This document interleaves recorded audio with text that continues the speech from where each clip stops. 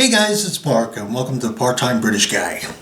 Alright, what we got is from the Armchair... I apologize. What we got from the Armchair Historian is the American Revolution, but from the British perspective. So let's take a look. Probably going to be doing this in two parts. So if you see a part one to this, you know there'll be a part two. Let's check it out. Come on. By February 2nd, 1775, the situation in Massachusetts had reached a boiling point as Lord North officially declared the colony to be in a state of rebellion. The Commander-in-Chief of British forces in America, General Thomas Gage, was promptly ordered to nip the rebellion in the bud by capturing its leaders. Gage first moved against a known rebel ammunition store in the town of Concord in order to deprive his enemy of gunpowder. However, on April 19th, Gage's advancing men walked into a gathering of colonial militia at Lexington Green. Tensions exploded when an unknown soldier from either side fired his musket, prompting the British to fire in force at the colonial militia. Word of the incident reached other militia groups in the area, and soon the British found themselves ambushed by armed colonials, ultimately resulting in a total of 20% casualties, including several key leaders. Not wishing to 20% casualties from a militia, that's pretty high. Lose more of his men in surprise attacks, Gage ordered a retreat. After reorganizing his men, Gage was ordered to hold on to Boston, which would allow the Royal Navy to land reinforcements. As colonial militias laid siege to the city, it was decided that British troops would make a stand at Dorchester Heights and Charlestown to the north of Boston, which included the high ground at Bunker and Breed's Hill. However, the British were up for a bloody surprise when they discovered that the Americans had already set up a series of formidable defenses on Breed's Hill. Casualties mounted as the infantry assaulted the position, and despite coming out on top when the musket fire finally fell silent, British losses had been such that the army would be put on the defensive for nearly a year. Wow. Even the previously empathetic King George had lost his patience. Lamenting Britain's relatively soft approach to the American colonies as having been a sign of weakness, he now urged the might of the British power to bear down on his rebellious subjects. On August 23rd, the Proclamation of Rebellion was officially released to the public. At home, American assets were... Okay, Proclamation of Rebellion, I had no clue. No clue at all. Didn't even know about that in the history book. So, again, this is actually kind of interesting.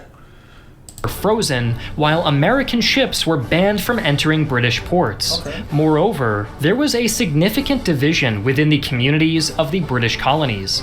Many British loyalists who were sympathetic to the Crown found themselves in precarious situations, facing hostility and often being ostracized by their American neighbors.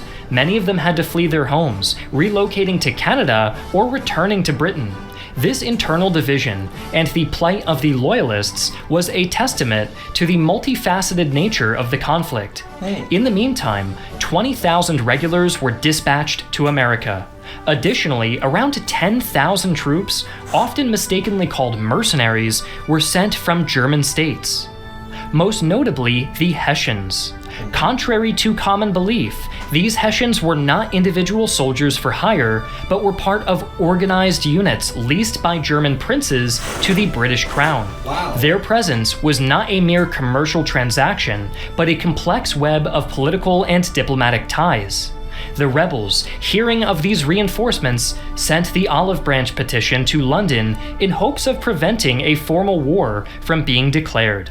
The petition restated the colonists' appreciation for the Union of Britain and the colonies, and that they had merely taken up arms in response to the unfair measures taken against them. As such, the colonials were allegedly more than ready to restore peace if these issues were to be addressed. King George, however, decided to ignore the petition and responded to America's declaration of independence by accusing the power-hungry leaders in the colonies of having openly rejected the British government, and with the ongoing hostilities being the only right response. Reactions from the British media were mixed, with some newspapers praising the Americans' bravery, while others wrote mockingly about the declaration's supposed pretentious prose. The fighting around Boston continued during the following months until General George Washington finally managed to capture Dorchester Heights on March 4, 1776, forcing General William Howe, who had succeeded Gage as commander-in-chief, to evacuate the city. Wow. Having to come up with a new plan, the British command decided to focus its efforts on New York. In late June, after landing his army at Sandy Hook, New Jersey, Howe called a march toward... Okay, Sandy Hook, I know exactly where that is. Being from New Jersey, I know exactly where Sandy Hook is.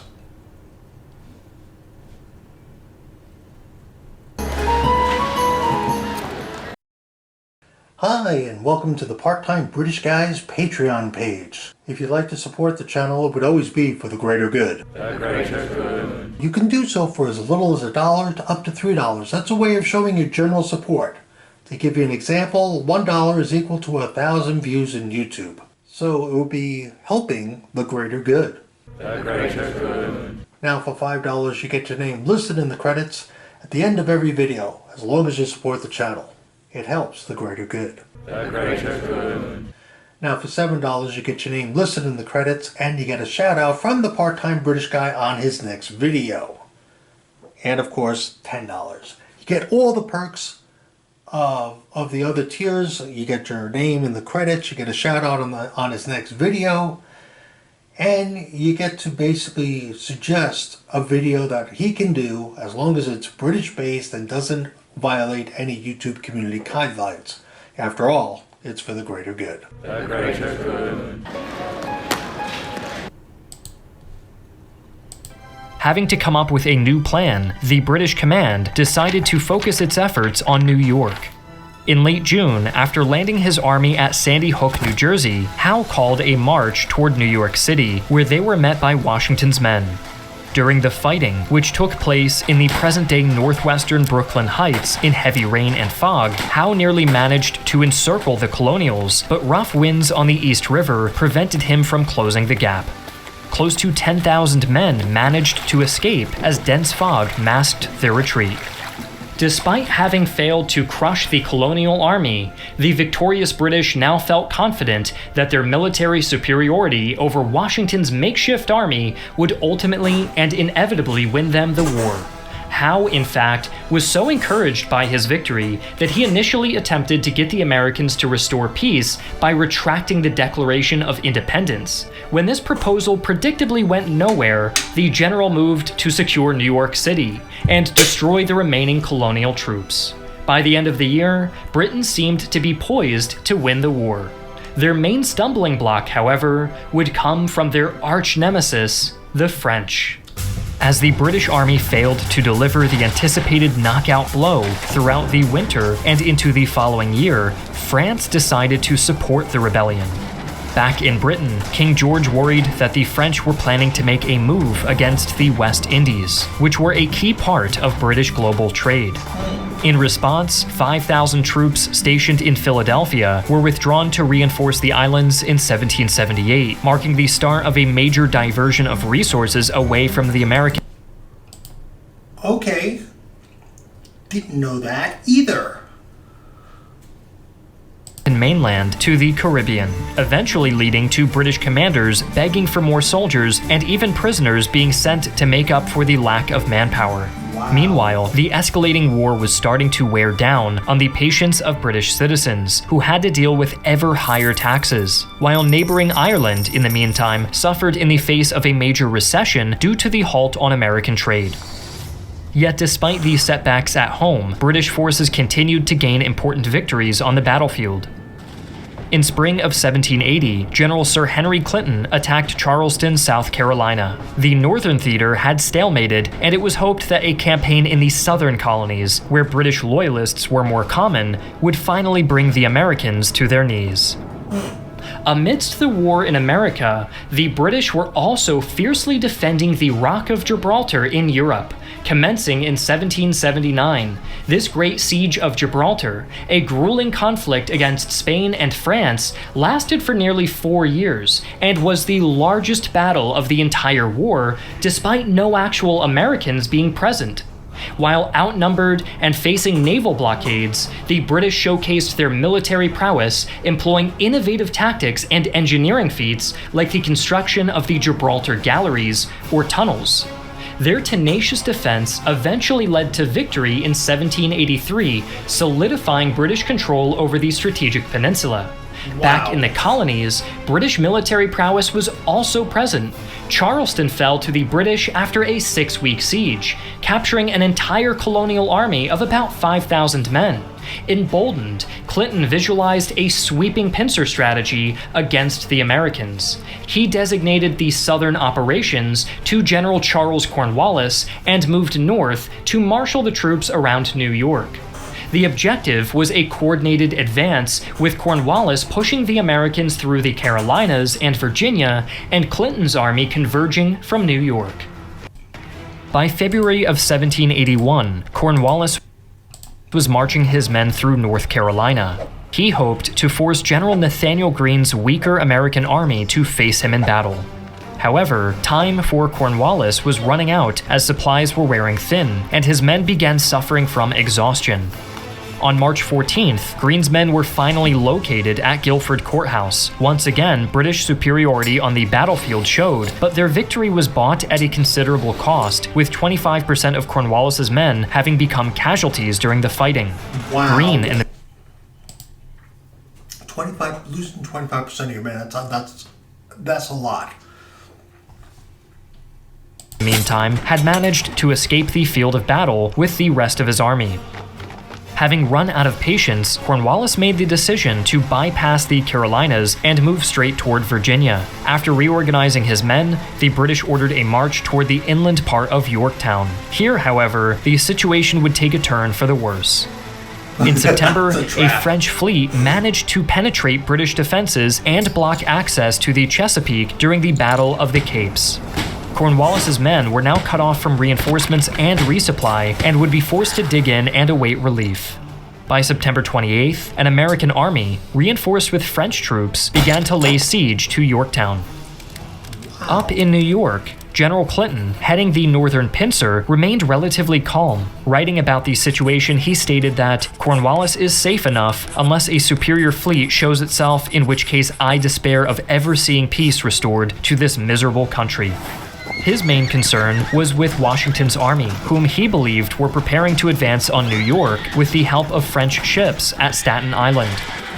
Further rumors about the French ships sailing up from the West Indies did little to soothe his concerns, and persuaded him to remain cautious rather than hasten his force to the aid of Cornwallis. Washington, however, had no intention of attacking New York, and was, in fact, moving his men southward toward the trapped British army. The situation in Yorktown in the meantime was deteriorating by the day. Cornwallis had already abandoned his outer lines, but without supplies, his men could only hold on for so long. On October 19th, the defense fell apart as the 8,000 remaining British soldiers laid down their arms. Although the disastrous defeat at Yorktown was an enormous blow to the British army, King George urged his commanders to carry on the fight as if nothing had changed. In reality, it was clear that the Empire could not hope to reasonably sustain the costs in manpower, supplies, and funds that were required to prolong its efforts and to vanquish the rebellion. Moreover, the important American victory at Yorktown had likely only emboldened the colonial spirits. In Parliament, the writing seemed to be on the wall. America was here to stay, and the sheer effort it would require to attempt to put the proverbial eagle back into its cage was simply deemed not worth the cost. A few more skirmishes unfolded before the peace negotiations began. The Treaty of Paris, finalized in 1783, brought an official end to the American War for Independence. Wow. In this pivotal agreement, Britain made numerous significant concessions. They recognized the United States as a sovereign nation and ceded vast territories east of the Mississippi River to the new republic. The Americans were also granted important fishing rights off the coast of Newfoundland. The treaty defined the boundaries between British North America, now Canada, and the United States, setting the Great Lakes region as the northern border of the US. Additionally, Britain returned Florida to Spain, having previously captured it, and the Mediterranean island of Minorca, which the British had held, was ceded back to Spain. On November 25th, the last of the British troops departed from New York. While the treaty marked the end of the Revolutionary War, the sting of losing the American colonies lingered with King George III and the British establishment. It would necessitate several tumultuous decades, punctuated by conflicts like the War of 1812, before the two nations established the deep-rooted alliance they share today.